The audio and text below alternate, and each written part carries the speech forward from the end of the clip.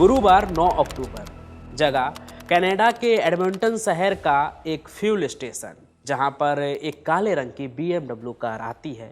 उससे कुछ लोग हथियार के साथ उतरते हैं और सामने लगी वाइट SUV पर धड़ाधड़ फायरिंग करना शुरू कर देते हैं। उस कार के अंदर बैठा एक आदमी अपने 11 साल के बच्चे के साथ मौके पे ही दम तोड़ देता है। उस मरने वाले आदमी का नाम होता है हरप्रीत सिंह उप्पल, जो कनाडा का जाना माना एक गैंगस्टर होता है। और पिछले कुछ दिनों में जिस तरह से कनाडा में गैंगस्टर की मारे जाने की खबर आ रही है, उसकी गूंज अब भारत तक भी पहुंचने लगी है। और ये कहानी मैं आपको इसलिए भी सुना रहा हूँ क्योंकि कुछ महीने पहले ही कनाडा में एक गैंगस्टर, या यूँ कहिए कि खालिस्तानी आतंकी हरदीप सिंह निज्जर की हत्या हुई थी। और ये किसने किया इसका कुछ पता नहीं चला, पर इस पूरे घटना के बाद पूरे दुनिया में इस खबर को लेकर बवाल मचा। खुद जो कनाडा के प्रधानमंत्री है ट्रूडो, वो भारत सरकार के साथ जुबानी जंग पर उतर आए। लेकिन अब इस निज्जर के बाद मरने वाला ये गैंगस्टर कौन है? क्या इसका भी खालिस्तान के साथ कोई लिंक है, या पूरी कहानी ही कुछ और है? नमस्कार, मैं पंचम प्रकाश और आज मैं आपको क्राइम कनेक्ट पर कनाडा में हो रहे गैंग वार के कहानी से कनेक्ट करूंगा। तो आइए शुरू करते हैं।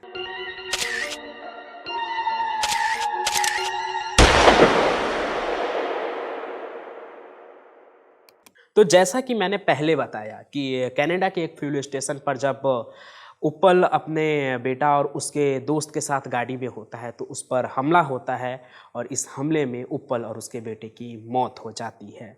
और यहाँ पे जो उप्पल होता है, सबसे पहले मैं बताता हूँ कि ये उप्पल कौन है। तो कनाडा पुलिस के नज़र में ये जो उप्पल है, ये कनाडा का एक जाना माना गैंगस्टर है। यानी कि वहाँ जो ऑर्गेनाइज्ड क्राइम होता है उसका एक वो बहुत ही हाई लेवल फिगर है और उस पर कई आपराधिक मामले भी है। 2021 में उस पर आरोप लगे थे कि उसके पास इलीगल वेपन भी है, और तो और उसने उससे फायरिंग की थी, ये भी आरोप उस पर लगे थे। और सिर्फ हथियार ही नहीं, बल्कि उसका जो नाम है वो ड्रग्स से रिलेटेड जो मामला है उसमें भी आया था। उप्पल पे आरोप लगे थे कि वो अपने पास कोकीन रखता था और साथ ही साथ उसकी स्मगलिंग भी करता था। और यहाँ इस पूरे मामले में ये बात भी कुछ नया नहीं है कि उप्पल पे हमला हुआ और उसकी मौत हो गई। हालांकि 2021 में ही वो जब फैमिली के साथ एक पिज्ज़ा शॉप में था, तब भी उस पर हमला हुआ था। कुछ लोगों ने उस पर फायरिंग की थी, लेकिन उस वक्त किस्मत से वो बच जाता है। लेकिन जब फिर से उस पर हमला होता है फ्यूल स्टेशन पर, तो उसकी मौत हो जाती है। अब आगे मैं जो आपको कहानी बताने जा रहा हूँ, उसमें मैं आपको ये बताऊंगा कि आखिर कनाडा में इस तरह से ये गैंगवार हो क्यों रहा है, कैसे वहाँ पे जो गैंगस्टर है वो पल रहे हैं, बढ़ रहे हैं और उसे कोई रोकने वाला नहीं है।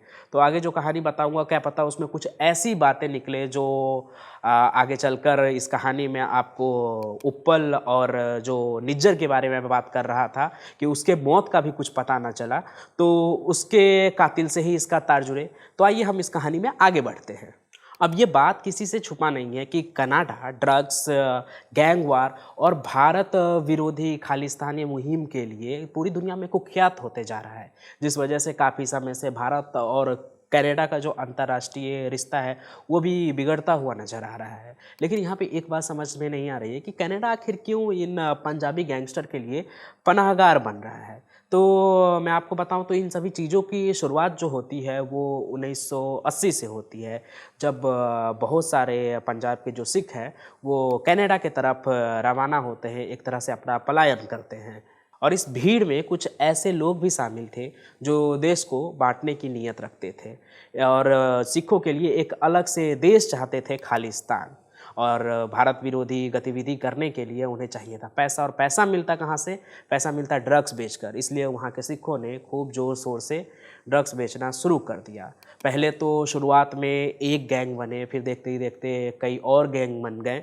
सबकी अपनी अपनी टेरिटरी थी, लेकिन इन सब को सपोर्ट करने वाला एक ही ग्रुप था जिसका नाम था SFJ, यानी कि सिख फॉर जस्टिस।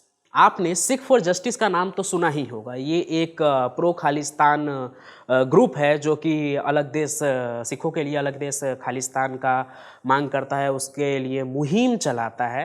हालांकि ये ग्रुप जो है ये भारत में बैन है और इसका जो मुखिया है वो गुरपत पंत सिंह पन्नू हैं।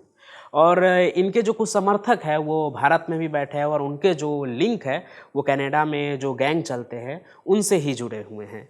और जैसा कि मैंने आपको पहले भी बताया कि जो उप्पल था उसके गैंग का नाम होता है ब्रदर्स कीपर गैंग, और उसके अलावा एक दूसरा गैंग भी होता है जिसका नाम होता है यूएन गैंग यानी कि यूनाइटेड नेशंस गैंग, और एक तीसरा गैंग होता है जिसका नाम होता है रेड स्कॉर्पियन। और ये जितने भी गैंग हैं ये कनाडा के साथ साथ अब अपना जो कारोबार है वो भारत में भी फैलाना चाहते हैं, अपने ड्रग्स का कारोबार हो या अपने आतंक को फैलाना चाह रहे हैं, और इनके जो सपोर्टर है वो भारत में भी मौजूद रहते हैं। इसलिए इन सभी गैंग के बीच की आपसी दुश्मनी भी काफ़ी ज़्यादा होती है, और इनके दुश्मनी और लड़ाई का ही नतीजा है कि कभी भारत के जेल में बंद लॉरेंस बिश्नोई का नाम किसी सुखदोल सिंह के हत्या में आ जाता है, तो कभी पंजाब के कबड्डी प्लेयर संदीप सिंह नंगल की हत्या में सुखदोल सिंह यानी कि सुक्खा दुनके का नाम आ जाता है। और इन्हीं सब के बीच से था निज्जर, जिसके मौत पर भारत से लेकर कनाडा और तो और अमेरिका तक भी खूब बवाल मचा था, खूब हंगामा हुआ था।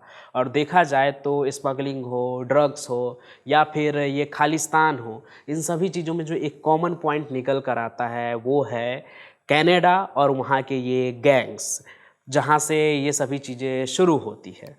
और इन्हीं गैंग सब में से एक जिसके बारे में मैं कई बार बता चुका हूँ, ब्रदर कीपर गैंग। उप्पल इसका सिर्फ सदस्य नहीं था बल्कि एक तरह से आप समझिए कि मुख्य सदस्य था, बहुत ही खास मेंबर था, जिसका निज्जर के मौत के तरह ही ये पता नहीं चला कि आखिर उसे मारा तो मारा किसने।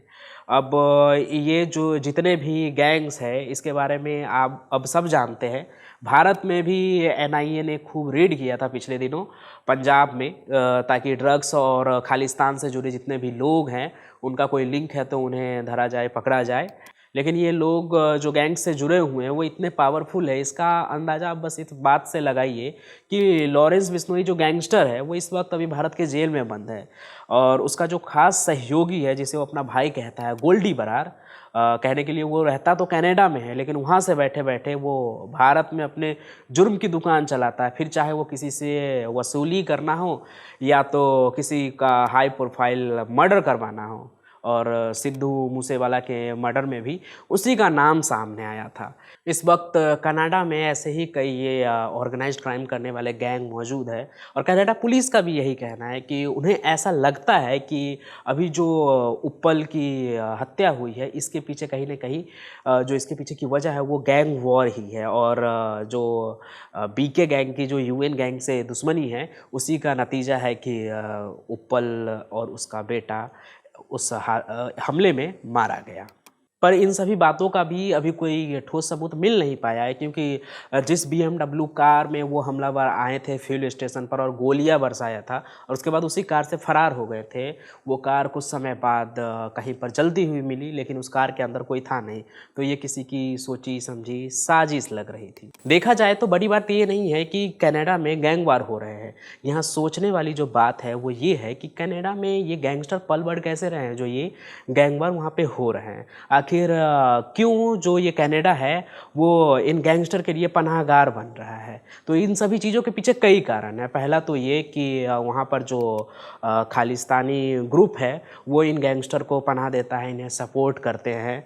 और एक रिपोर्ट के मुताबिक तो ये भी पता चला है कि पंजाब में जब कोई गैंगस्टर अपने क्राइम के कारण हाईलाइट होने लगता है तो उसे यहाँ का जो सिख फॉर जस्टिस ग्रुप है उनसे उन्हें सहारा मिलता है और ये कनाडा भाग आते हैं, और यहाँ पे उन्हें फुल सपोर्ट मिलता है ताकि आगे चलकर वो खालिस्तानी मंसूबों को पूरा करने के लिए, भारत को नुकसान पहुँचाने के लिए उनके लिए काम करें। और इन सभी चीज़ों के अलावा जो कनाडा सरकार है वो भी इन सभी गैंगस्टर के खिलाफ कोई कठोर रुख नहीं अपना रहे हैं। खुद जो वहाँ के प्रधानमंत्री ट्रूडो है वो भी निज्जर जैसे आतंकी के हत्या पर भारत से भिड़ जाते हैं और जुबानी जंग शुरू कर देते हैं कि इन सभी चीज़ों के पीछे भारत है। हालांकि कनाडा सरकार को यहाँ पर निज्जर जैसे आतंकी और उप्पल जैसे गैंगस्टर के खिलाफ खुद ही कठोर कदम उठाने चाहिए ताकि इन जैसे गैंगस्टर को पलने और बढ़ने से रोका जा सके।